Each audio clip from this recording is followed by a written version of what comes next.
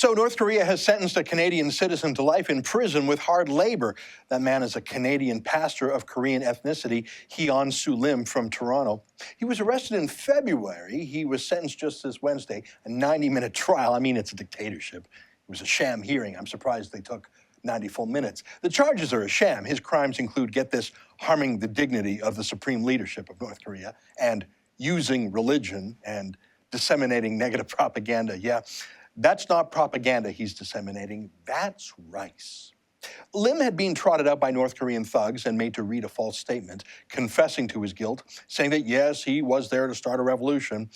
On threat of torture, most likely, or maybe the result of torture, we don't know. Lim is in his 60s. He's made more than 100 trips to North Korea to bring food, aid, and other help. I mean, the place is starving. Why did North Korea wait until now to sentence Lim? They had him in custody since February. Was it because they want to test our new Prime Minister, Justin Trudeau? I mean, after all, Trudeau's views on communist regimes are quite famous. There's a level of admiration I actually have for China. Because their basic dictatorship is allowing them to actually turn their economy around on a dime and say we need to go green as fastest, we need to start investing in solar. I mean, there is a flexibility that I know Stephen Harper must dream about, of having a dictatorship that he could do everything he wanted, that I find quite interesting. Now, Trudeau did speak out. He said, quote, "Issues about North Korea's governance and judicial system are well known." He won't name those issues. He won't condemn them.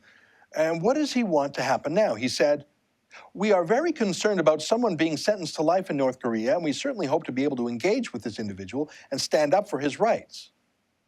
Well, how about demanding that he be released immediately and sent home? Trudeau lacks moral clarity, and he lacks courage to speak truth to dictatorships. But just as importantly, not a word from the important people, the fancy people, the fashionable people, the people who officially care about things, the virtue signalers, the ones who went absolutely ape over Mohammed Fahmy on Al Jazeera.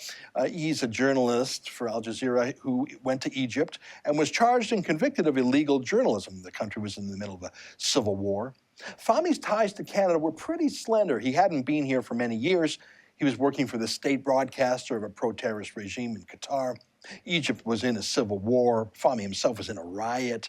But despite all of that, or because all of that, Canada's elite journalists and busybodies demanded and insisted that Egypt cough up Fahmy and release him. So where are they now? Where are those people now?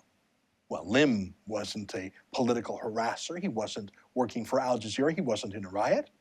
North Korea is clearly treating him severely. The sentence is absurd. So where's the CBC, the Globe and Mail, the fashionable people?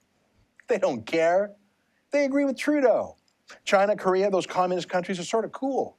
And this guy's a Christian, not a Muslim like Fahmy. And you know how uncool Christians are, especially the do-gooders. Yeah, they don't care. They're too busy putting together a speaking tour for real heroes in their minds, like Omar Khadr. For the Rebel.Media, I'm Ezra Levant.